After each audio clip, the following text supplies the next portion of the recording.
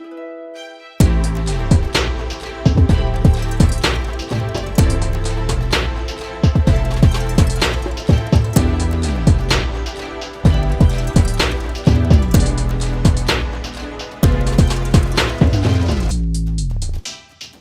Von Mason is cooking shit up.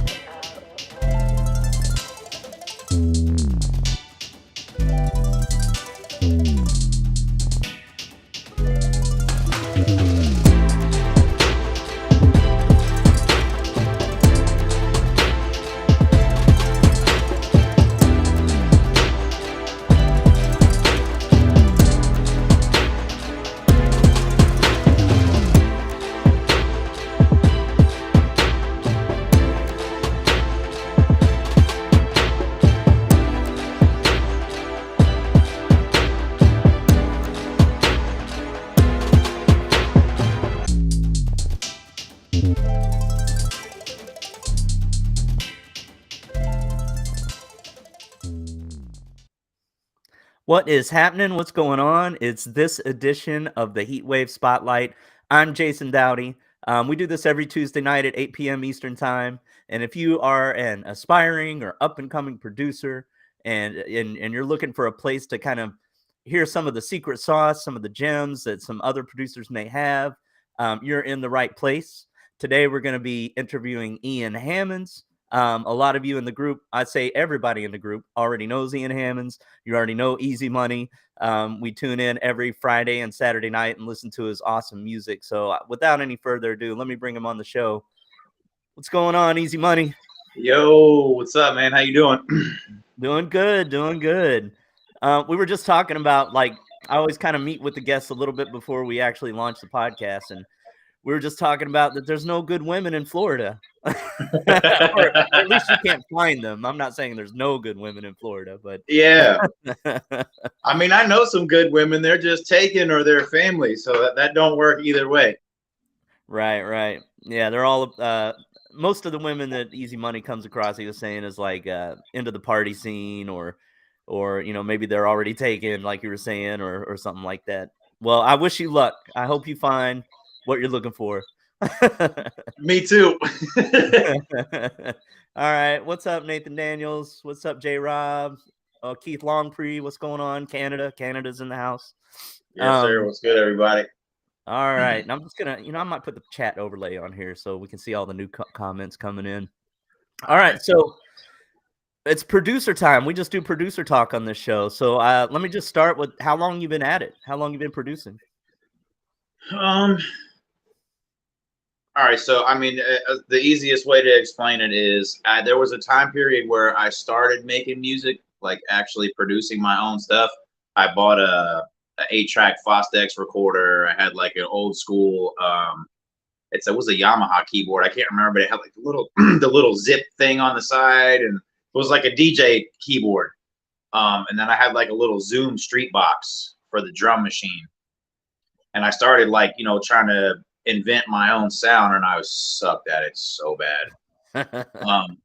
But I started getting decent with it, and I produced a couple of mixtapes for guys in the neighborhood, using my studio equipment and stuff. And I don't know, man, I ended up having a child and kind of just put everything on the back burner because, I was like the free spirit, man. I was still living with my mom, didn't really know what the hell I wanted to do with my life.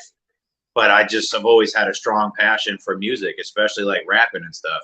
That's kind of how I got into it.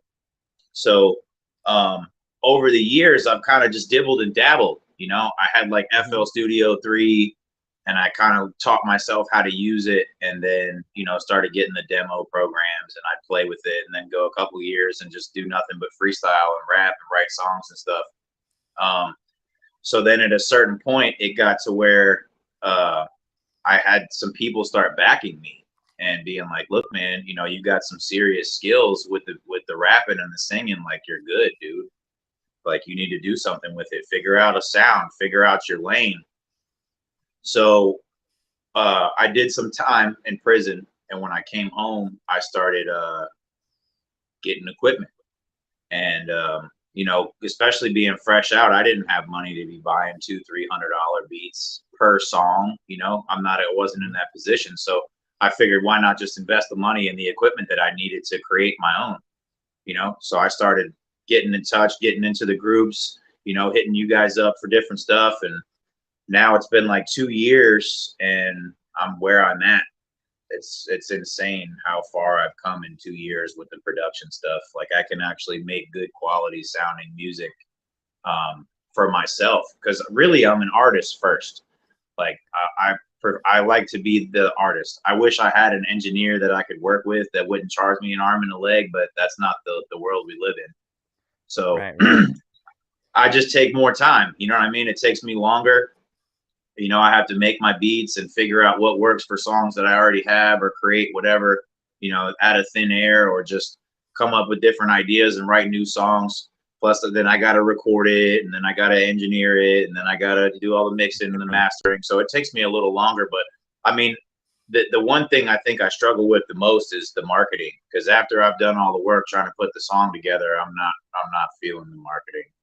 Yeah, that seems like it seems like all the other would be the hard part, but I think the hardest part is probably the marketing, right? Yeah.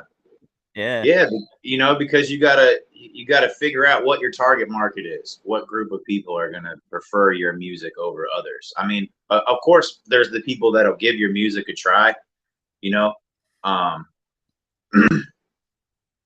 so Pat just asked, I've been producing music. That's why I was just telling Jason, it's been I've been at it professionally for like 2 years. Yeah. Well, But I as have to far I have to mention something. Like you were talking about an 8-track, you're talking about FL Studio 3, and you yeah. look like you're 25 years old. Done a I'm stretch. 34, but thanks, Pat. Okay, all right. Yeah. That makes more sense. Okay, cool. Yeah. All right. Sorry, I didn't mean to interrupt you. I just had to point that out. I'm like, you're talking like a man, you know, this, with all this experience, and I'm like, but you kind of still, you know. Yeah, I mean, what another thing that kind of pushed me back into the production aspect of it is when I was actually incarcerated, they at the place I was at was like a rehab camp. So they had different programs and stuff that they would let you get involved in. And so they had a band program. So they had like different equipment, guitars and keyboards, and they had enough stuff to set up like live shows. So I kind of got myself in at the church. They had the soundboard and stuff set up for the choir to sing on, and I kind of got my way in that way.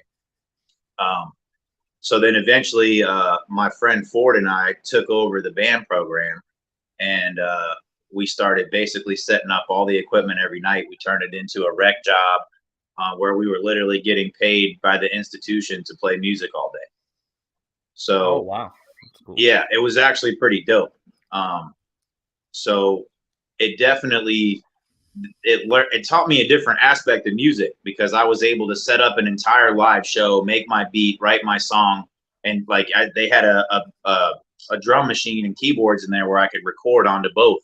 So I would like make a couple different beats, and then I could literally perform my entire show. I set up all the equipment, I ran all the sound equipment.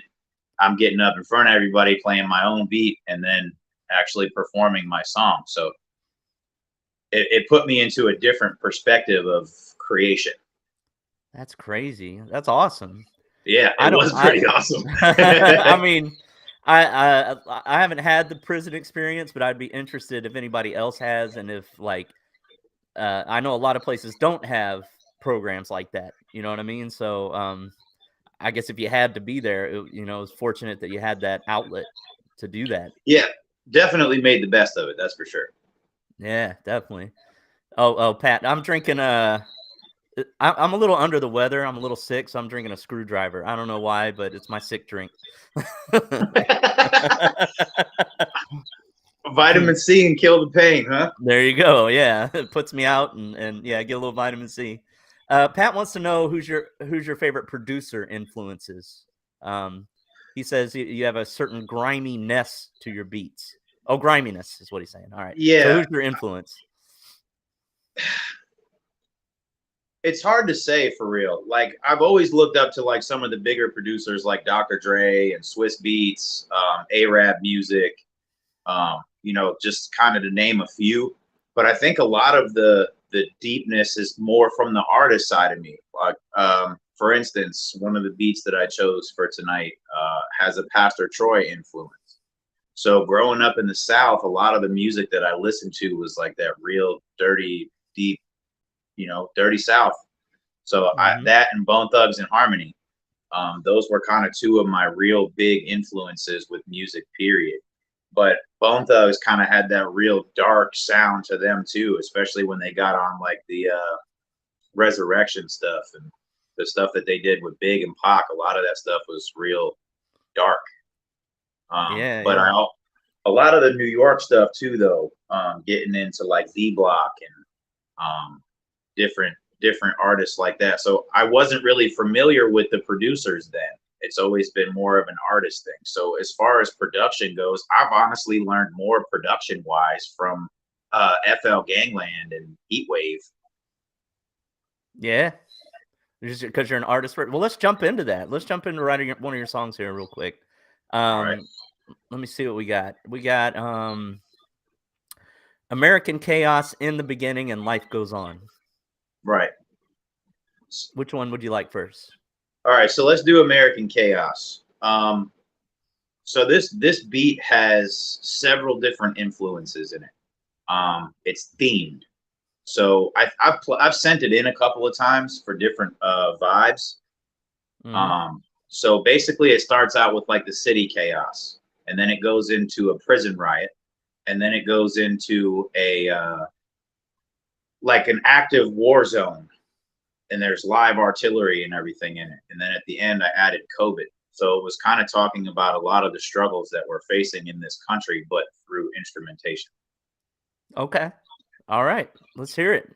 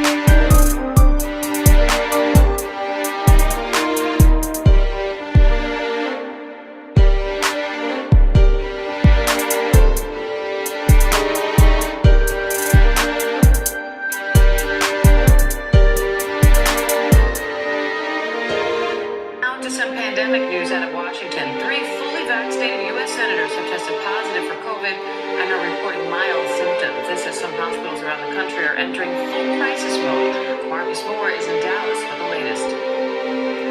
This morning, COVID hospitalizations hitting their highest point since January. Now nearly 93,000 patients seeking care. The crisis deepening in the South. In Alabama, ICUs are 100% full. Yeah, you could tell you're an artist first. It's all about the message and the journey. Yeah, that was awesome. That's a dope beat. I don't, I think I remember hearing that one. I feel like your most recent one that I've heard was more cinematic, like you were trying to get into that type of stuff, right? Or am I? Yeah, that was during the competition for Right. the last tournament of fire. I kind of really took myself out of my element for that one. I went way left and way right and tried to do some different stuff. And Prabhu has kind of become like an inspiration to everybody in the group because he's like the one person that's always sending in movie scores, and they're always fantastic. Yep.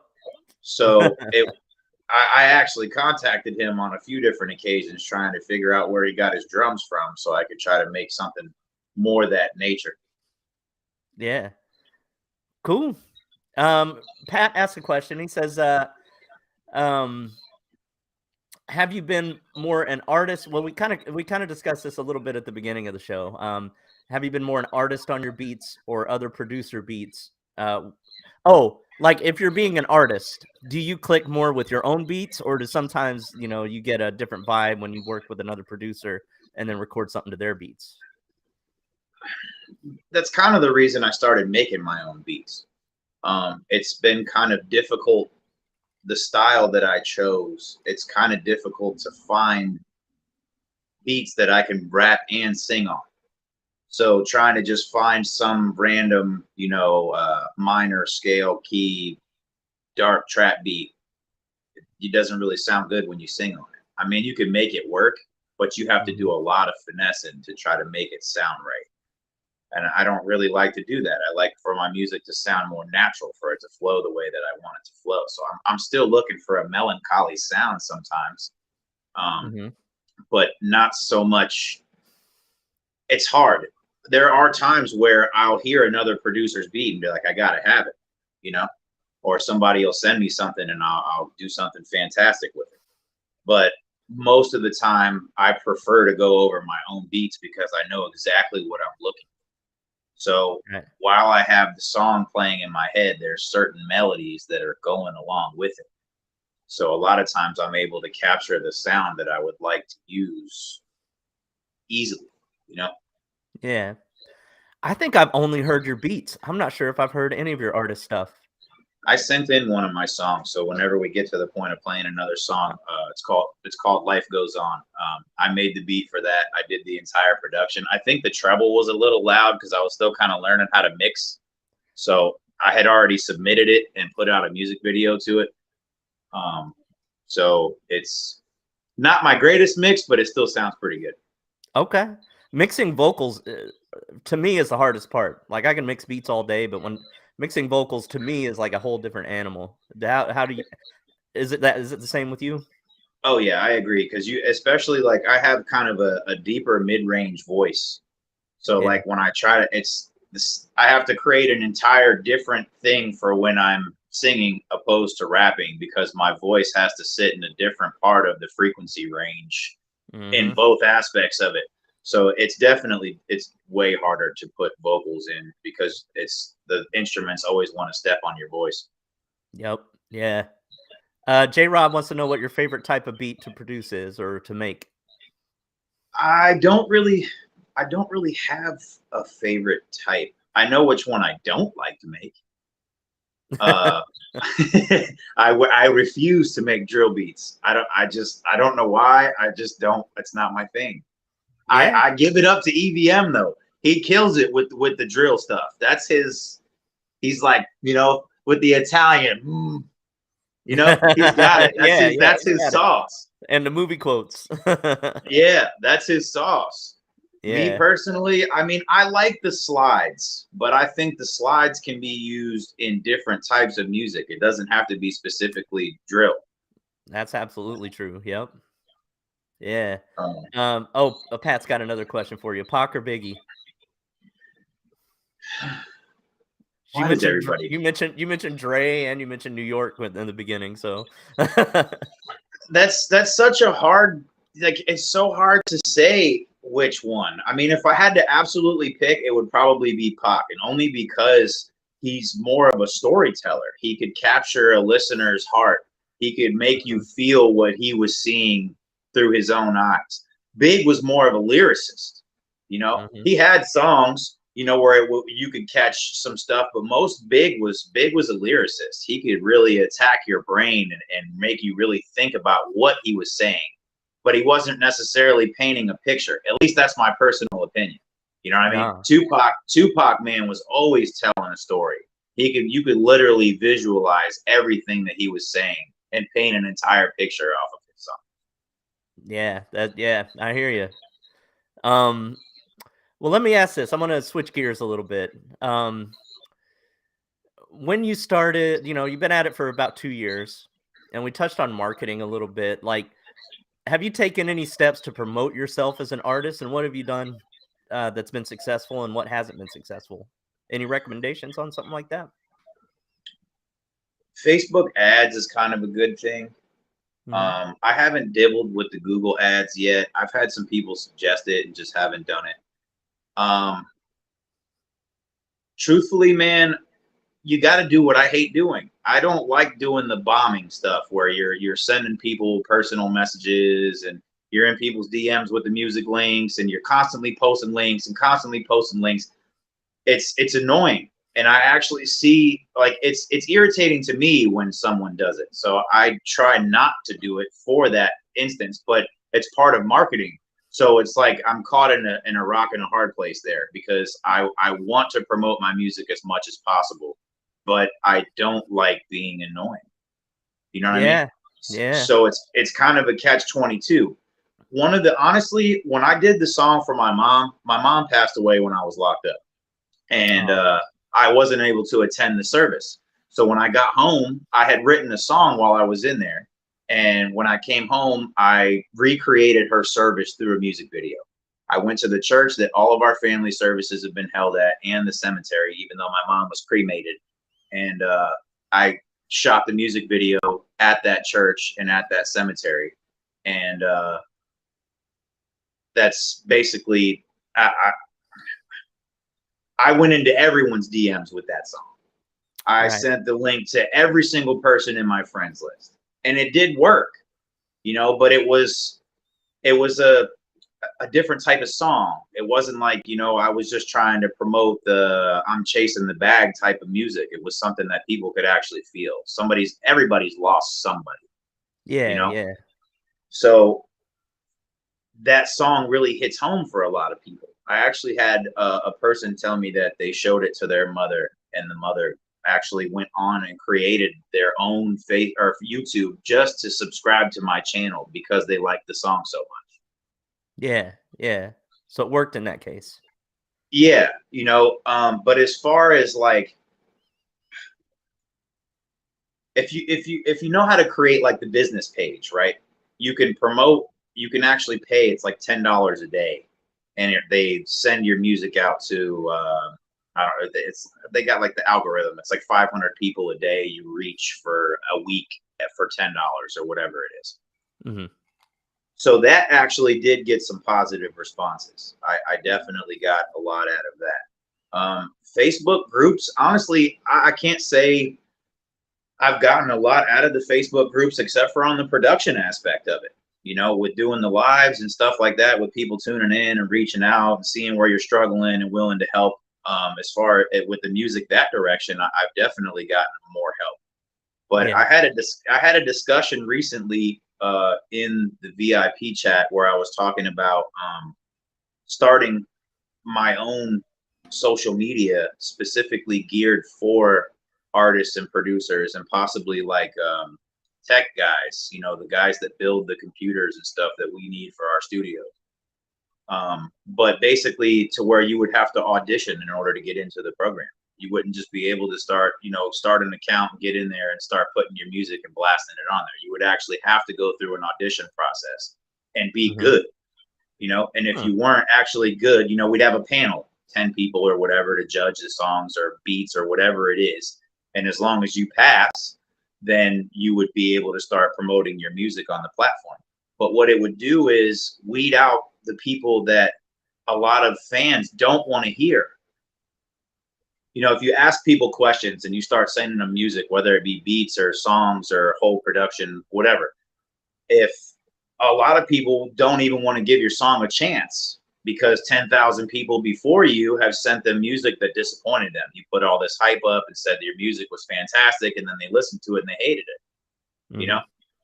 So they wait and give it a try. So creating something like this would give people an actual opportunity to go and find good music that they could vibe with and enjoy, and kind of weed out all of the music they may not be looking.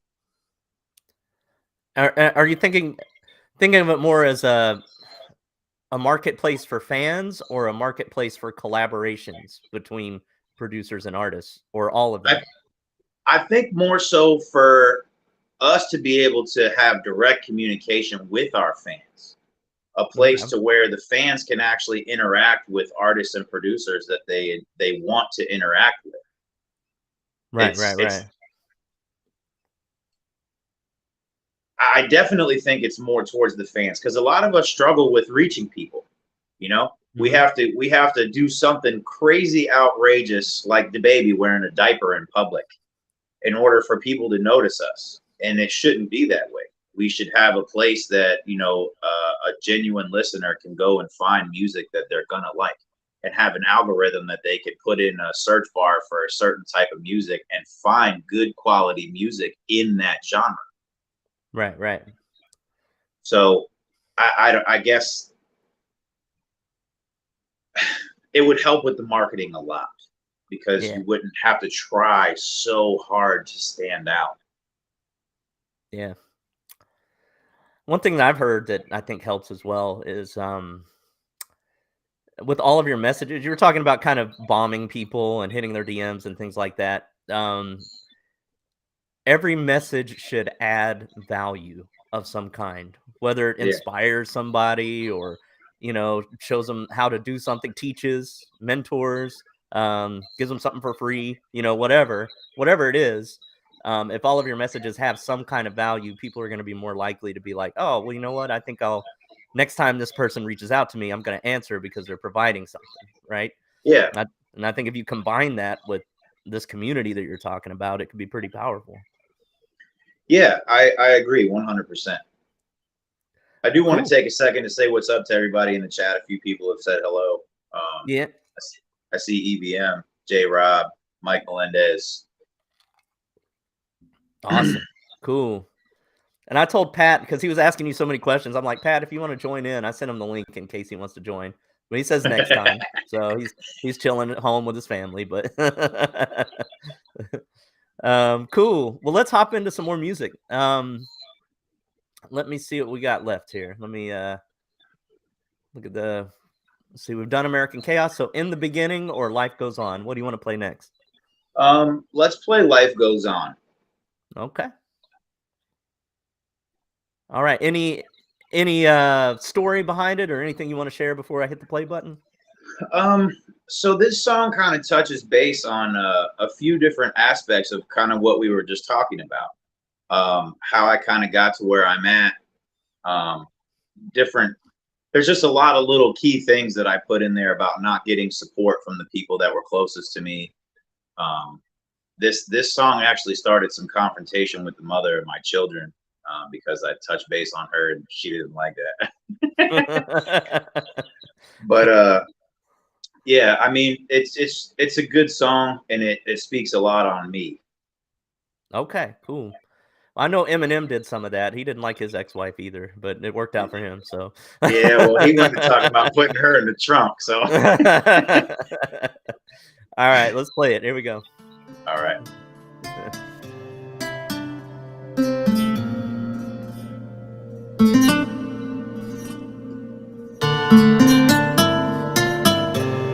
Easy ever when he what?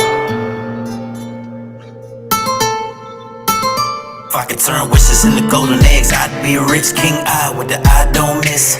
Trendsetter, I'm fly locust. No, I don't get high, it's not my focus. Stick to the code like a hieroglyph. I don't stick my nose where it don't go sniff. If it ain't fresh air or cologne, then I don't know shit. You heard me, bro, I don't know shit. Yeah, I grew up in the streets of Smoke Cliff. Used to hang with the bangers, watching real old clips. 516 and I told us 9 million while I wrote 16 in my book and then spit. With the dealer so long that I sold myself. Couple pounds on my show on stealth. Boys got powder with a little B12. Said the stuff was from Peru and it flew off the shelf. I say, yo, you ain't never told no lies. Speak truth and I close my eyes. I ain't seen nothing but the bumps of the goose sometimes. Taste copping them this to the spine. If it was depending on you, it'd never been done for the vine. Go to show my dedication to the grind. For the last 10 years, sound of the drum in my mind. And the fire that was raging inside. For the boy right here, there is no stopping. Can't be cloned, no imitation copy. If I ain't changed my path, I would've been a dead body. Head stone edge polish, that there's no doubting. No, I ain't fell off, just changed my pattern. Took a little time, but the boy back ready. Game changed my life. Some picked up the Bible, some in the ground, and some still body. See the fire that was raging, I've explained. My passion for this music always seemed to stay aflame. Many late nights I would lay awake and think, what the hell's wrong with me? Why don't I chase my dreams? I knew I had skills on record sometimes, but I didn't have support, so I'd hide my rhymes in this little blue folder underneath my laptop. Used to stand in front of the mirror and envision backdrops. Standing on the stage and I'm killing that spot, soaking up the fame with my hands stretched out. Then it's like bam, back to reality. Baby mama tripping, always fucking mad at me, talking about oh why what the hell I'm rapping for. Yeah, you good at it, but it doesn't pay them more. Kids, 4 kids, that's what she got now. With the present, she backed out, and of course, it's true that I'm standing on the stage, killing spots, and it's true to the fans. Got my hands stretched out. She amused that I made it to against all odds. Cause I put in hard work, and this time she couldn't stop it. The boy, they can't clone, no imitation copy. If the path didn't change, would have wound up in the coffin. This was my last chance to get it right. Instead of wishing, put my heart out for the word, I pull my heart out for my children. Right here, there is no stopping, can't be cloned, no imitation copy. If I ain't changed my path, I would've been a dead body. Head stone edge polish, that there's no doubting. No, I ain't fell off, just changed my pattern. Took a little time, but the boy back ready. The game changed my life. Some picked up the Bible, some in the ground, and some still body. But life goes on. Man, it's crazy what you go through. Know what I mean? Yeah. Shit, I done lost a lot. A whole lot. Fresh out the penitentiary. Lost my mama in that junk. Miss you, mama. Shit, I almost lost my son. Thank God I didn't. Shit, this music shit saved me for real. For real. Don't never let nobody tell you can't change, man. Know what I mean? Just do you. Real talk. Easy money. Damn. Yeah. See, that's what music's about right there. Getting it out. Like, you know what I'm saying? Like, you got everything out in that song. All like frustrations, emotion, everything. Even if like you're the only one that ever heard it. It's worth it to get it out and to make it, you know what I mean? I tell people that all the time, man. Like, especially if you have any abilities with art, period. You know what I'm saying? Mm-hmm. The ability to take the emotion and frustration and stress that you're feeling in that moment and put it into something, a piece of art, no matter what type of art it is. You get it off of yourself, but then it becomes a reflection. You can always go back and see what you were going through at that moment or where you were at in your life at that time. Or even if you're going through a similar situation again, you can go back and listen to that or see that, and it gives you the ability to kind of remember how you got through the situation. You know what I mean? Mm-hmm. Yeah, absolutely. I think the hard part is like, there's a point where you got it out, all the emotion out, and you wrote it and all of that, and you laid it down, and then there's like, to get it finished, the inspiration and the emotion's gone. You know what I mean? Like, there's like a certain amount of grit and persistence that you need to have to finish the song as well. So, you know, kudos for doing that. I think what's frustrating the most is like the end result. You know, you get everything laid down, you start listening to the mix, and it pisses you off. You know, you start getting into like I can just hear these imperfections, and I don't really know exactly what these imperfections are, how to find it. And then you spend hours and hours trying to figure out exactly what it is, you know? But once you figure it out, the music video came out really well. I'm from Clearwater, Florida. It's like the #1 beach 2 or 3 years in a row here. And I shot the video down on Clearwater Beach, kind of just living a little bit. It came out pretty good. It captured what I was trying to capture and represented from my home state, hometown. Okay. I wish you would have. I should have grabbed the video because we can play videos on here too. Yeah, you can. Yeah, but Okay.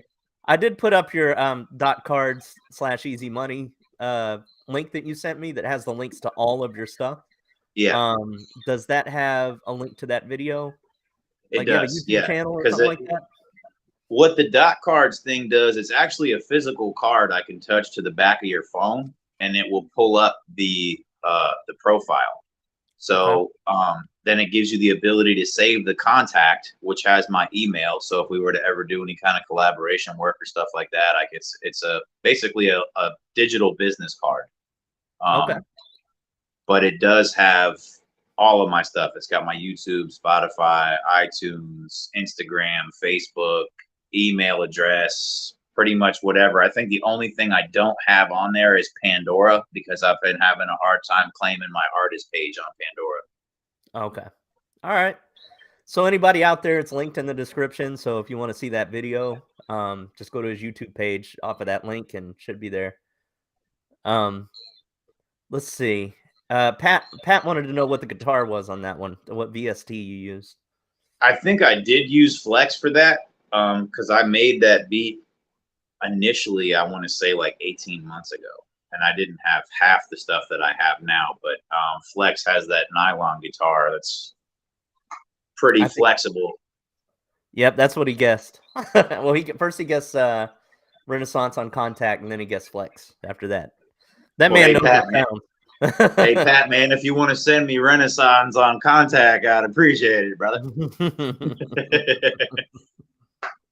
Cool. Yeah, go ahead. To answer some of this stuff, I just wanted to say I appreciate everybody that was giving me positive reinforcement on the song, man. I appreciate that a lot. I'm assuming that this Facebook user is Ashley, judging by her comments. Probably. It just says Facebook user, but yeah.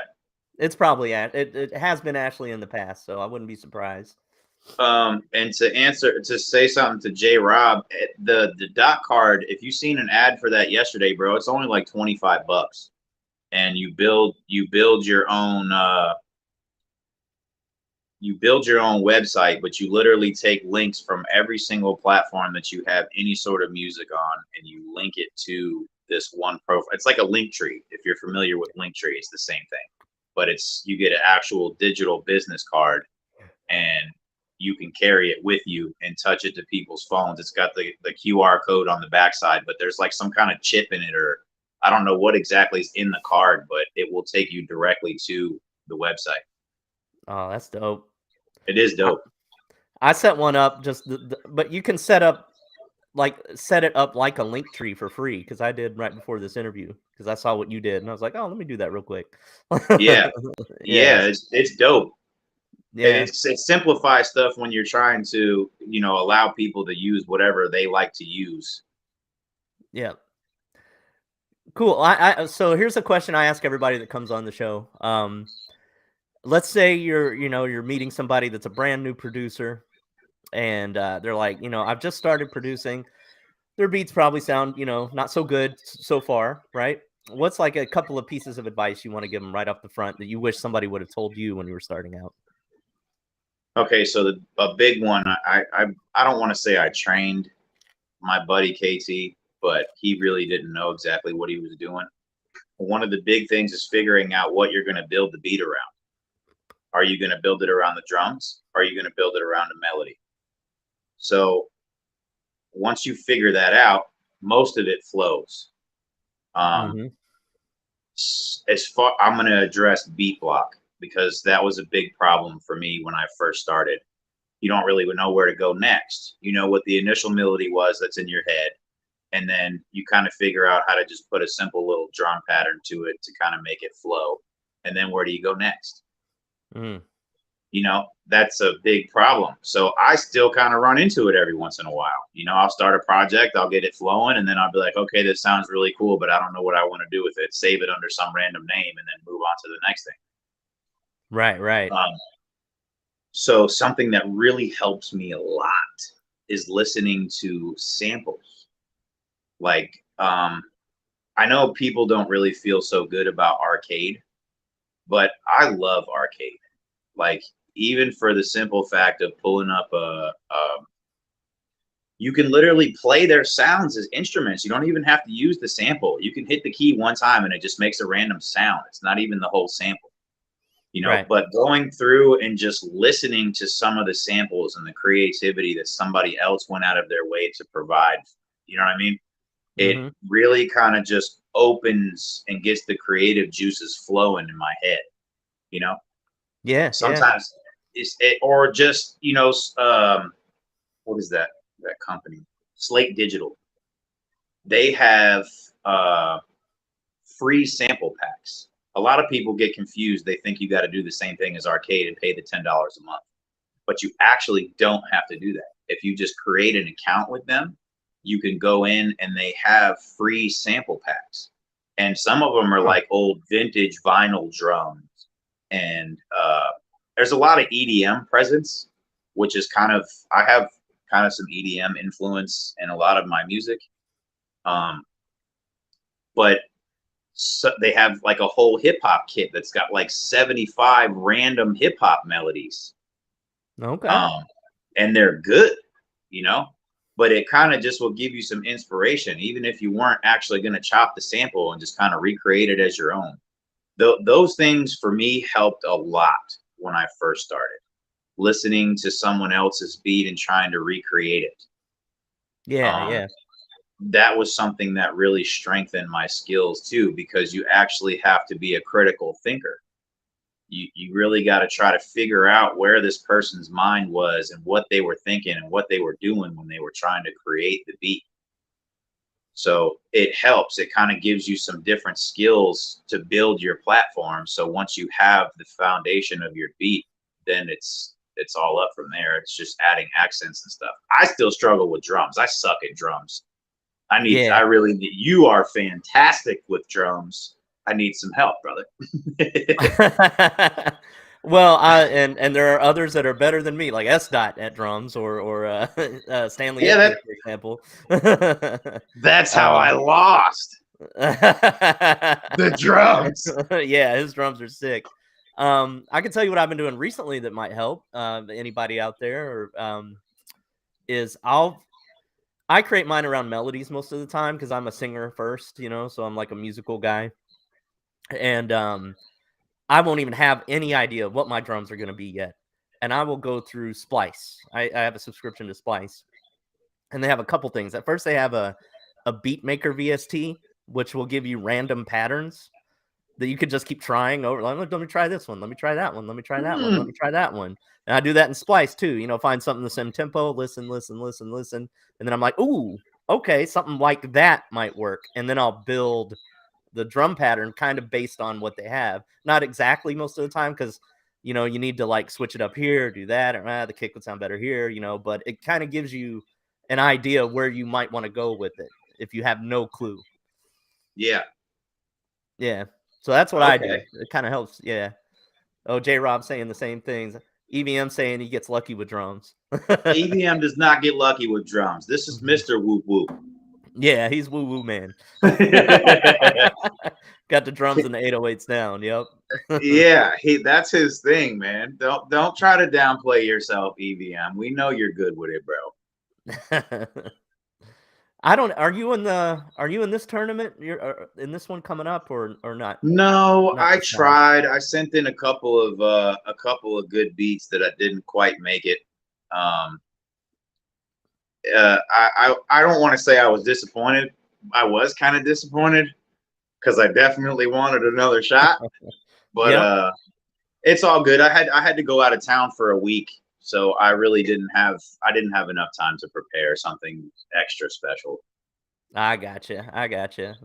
Well, week 1 is starting next week, I think, for the next one. So, I'll be trying again. All right. Cool. Yeah, that you were Pinky in the Brain, right? Yes, sir. Yeah. Ooh, that one. Yeah, that one was crazy. That That's was what I'm saying, man. S. that one Dot was only nuts. beat me because of the drums. I know, dude. That was oof. That was a tough one. And the Yeah. transitions, it was those transitions too. Yeah. Anyway, yeah, Pinky and you didn't put that one in here. No, you didn't put that one in here. No, I did. I put the one that you said that was your new favorite of mine before the Pinky and the Brain beat. Okay. Um, I do want to eventually do something. I actually had some inspiration and a few people pushing me to try it when I did the Thundercats beat for the '80s challenge. Oh, I remember that one. Yeah, yeah.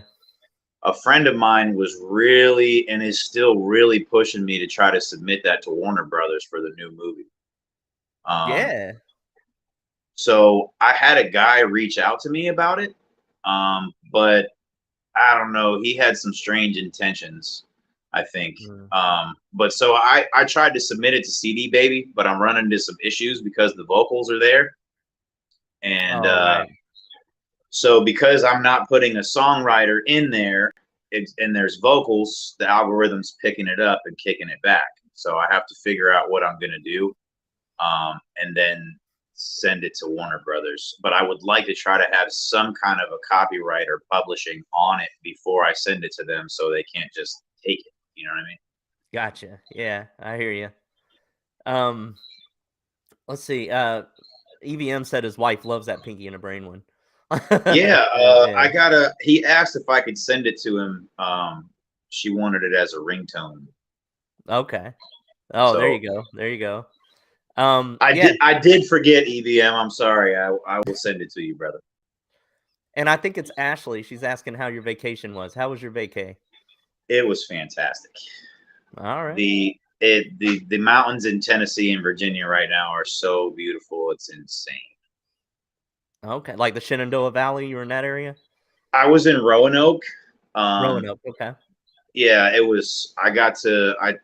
I took my motorcycle with me. I went hiking in Roanoke Mountain. I rode the Blue Ridge Parkway in Virginia, and then I went to Tennessee and Pigeon Forge, and I went hiking through the Allen Cave trails up at the top of the mountains there in Pigeon Forge and Gatlinburg, and then I took the bike down the Tail of a Dragon, and that was amazing. Oh, cool. That does sound cool.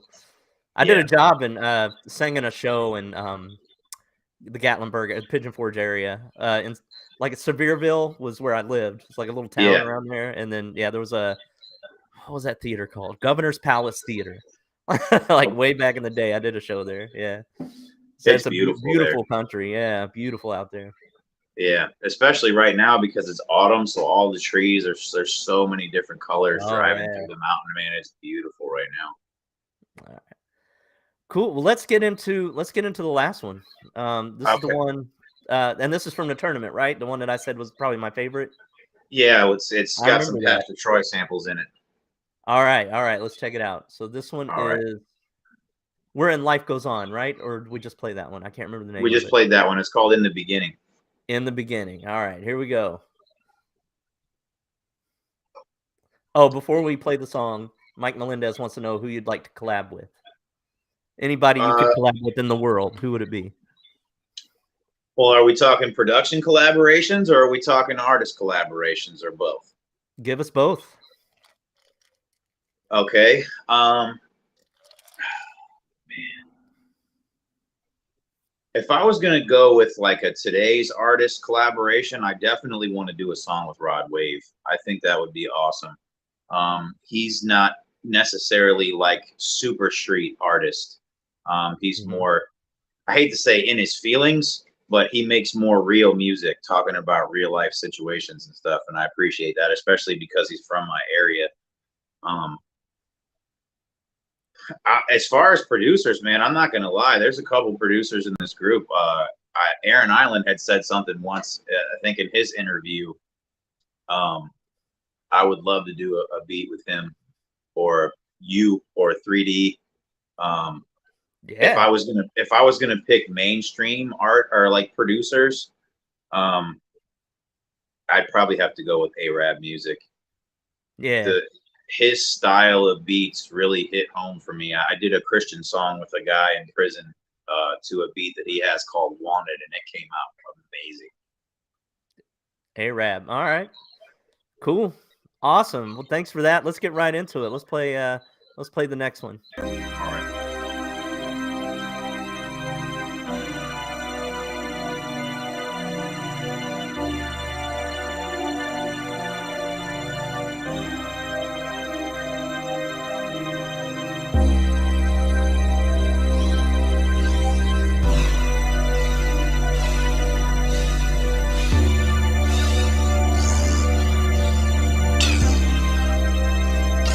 Easy money.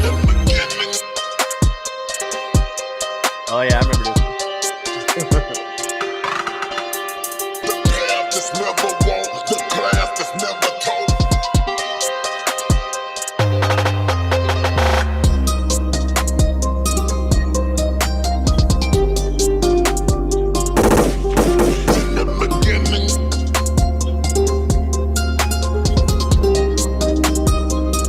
Easy money. Easy money.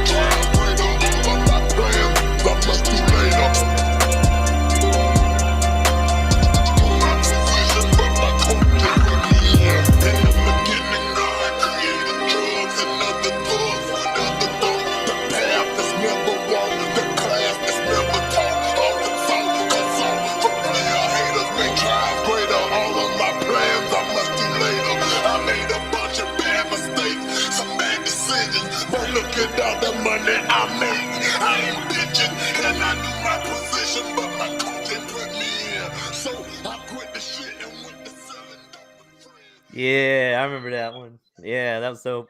Yeah. All Yeah, that right. was the intro to his Face Off album, Pastor Troy. Okay. It's like there's no music behind it at all. It's literally just him getting on, and that's the intro, and he goes crazy. And so I was like, man, I'm taking that shit. Did you pitch it down, or was it already pitched like that? in No, the I pitched album? it down and then put like a flange. I think I put the flange and the flanges on it. Okay. But yeah, I had to try to switch it because I didn't want any copyright issues. So I definitely had to switch it up a little bit. Yeah, it's amazing what a half step will do for Yeah. copyright issues. Yeah. Yeah. One thing I noticed when you mix the vocals on the song before that I don't think I've heard before, but it worked, was for most of, like for the whole first verse, you had them panned right and left, but not in the middle. So you doubled your verse, like Tupac would do, right? But it was like only in the right and left. Like they were panned, I don't know, like 70% out or something like that. And then when you'd sing, you would like kind of put it back in the middle and on the sides as well. Was that like on purpose? Was that a creative choice? I do it that way. It's definitely, I do it on all of my songs. The reason that I do it, I like the dub over. My voice has always sounded better with a double playing because it's like I'm harmonizing with myself. Yeah. But at a certain, there's like a special effect that happens when I pan one left, pan one right, and then I do have a center track there, but it's low. So like, let's just say if I had my vocals at 80%, I've got that center track at like 50. So you can still hear the dub over coming through both speakers, but you don't hear it as a prominence. You kind of hear it as an accent. So you're still hearing somewhat of a harmony, but it's kind of so that I'm speaking to you in both ears. I'm not speaking directly at your face. You hear me coming in your left ear and your right ear, especially when you're in the car. It sounds awesome in the car. Okay. But I pretty much do it on everyone. And then with the singing, I do it a little bit more with the center, because sometimes I'll sing in a different key to kind of bring some harmony, but most of the time the dub over sounds better when I'm singing. So I'll bring that center track up a little bit more into the 60-70% range. So there's more of a harmony there. But that's why it sounds more prominent when you're hearing the singing versus the rapping. Oh, that makes sense. Okay. Back in the day, I had a record deal, and our the president of the label once told us, he was like, "You don't know if it's a hit until you play it in the car." Yeah. Because you play it, everything sounds good in the big studio with all the giant speakers and all of that, but like once you get it out in the car, that's when you know if the mix is right and if it's gonna be a hit song. He said. So yeah, I get into panic mode kind of with that. I'll play it on the phone, I'll play it on my Callies, I'll play it on my surround sound, and then I'll go play it in the car. Yeah. Sometimes I'll even put it on headphones just to see if it's slapping in 3 out of 5, I'm good. That's a good idea. Yeah. All right. Well, cool. I think we're just about out of time, but before we end the interview, is there anything you want to share or say or anything like that before we call it? Well, I mean, I guess I could get a little soupy. I do want to say thank you to all of the people that have stuck in my corner and have continued to push me, especially in this group. Pat has done some things that have really kind of struck my heart chords, using some of my stuff for different things, for videos, for intros. Like I never thought when I started producing my own stuff that I would have made it this far. And my daughter is a singer, and she plays guitar and she plays piano, and I don't get to talk to them right now. So this means a lot to me. So I know I'm not always involved, and I'm not always like the first guy to respond, and I'm not super into, constantly responding to everybody. But if there was ever a doubt, I fuck with all of y'all. You know what I'm saying? Like for real, for real. This is like, if I never thought a Facebook group would become so serious in my life, and I found myself sitting at my computer for hours on end thinking about how you guys are gonna feel listening to my music. Yeah. You know what I mean? That's something. You know what I mean? So it means a lot to me. So I just really want to show my appreciation to everybody in Heatwave, and take it from a guy who has lost everything in his life and only really ever had music left. You know what I'm saying? Don't ever give up. Like don't think that just because you're in a hard place, you're in a low spot in your life, that you just need to run away from everything. Just remember that when nobody else has got you, that music does. You need to take whatever you're feeling and whatever's going on in your life and pour it into that music. Pain produces the best music. Absolutely. So that's a great transition. This will be on a playback. This is on YouTube. This will be it's a part of a podcast as well. And just in case anybody is listening who's not part of Heatwave or is new to Heatwave or anything like that, I do kind of want to go over a couple of the events that we have that you're talking about. So we do have the Friday night at 9:00. We have the Hotspot. So that's our competition show, right? And the good thing about Heatwave is we are all here to, just like Easy Money said, we're all here to support each other and lift each other up. And even though it's a competition show and your beat will get voted on from 1 to 10, don't get discouraged if you don't get, all tens or something like that, right? We're here to just help each other, make each other better, give each other feedback and all that kind of stuff. So, but if you happen to be a dope producer and you happen to win for that night, there is a cash pot that they have. It's been up to $141. And at its highest point, but you could walk away with money just for having the best beat of the night. So that's our hotspot show. Did you have something you wanted to say? It looked like you wanted to chime in there. No, I was just agreeing with everything you were saying. Okay, cool. And then we also have the back-to-back. So if you're an artist like Easy Money is as well, and you're not just strictly a producer, or you're not a producer at all, you just play the gut bucket or whatever, record it. You can send it into back-to-back on Saturday nights at 9:00. And that's hosted by Drew Burford, Brainiac the Maniac, or EVM, depending on the night. But basically, they'll play more than one of your tracks. That's why it's called back-to-back. They'll play two of them. They'll do a showcase every once in a while, and you can send in songs, beats, kazoo solo, whatever you have, and we're just there to vibe. And every once in a while, we do have a challenge. We make it a competition, like probably once every month or two, just to get you out of your comfort zone and to try something new. Last time was the Halloween challenge, and there were a lot of scary, spooky beats. So, if you wanted to get into the Halloween challenge, you could do that as well. Songs are welcome. But that's pretty much it. And I'm Jason Dowdy. I host this every Tuesday night at 8:00 Eastern time. And we always try to get, kind of capture, we want to get to know our members better, and we want to know their, their production secrets and all that kind of stuff. So Easy Money, I just want to thank you for coming on the show. It's been a pleasure. I want to thank you for having me, buddy. All right. And we'll see you in the next event. Yes, you will. All right, man. All right. All right. Bye, everybody. By the way of the wave.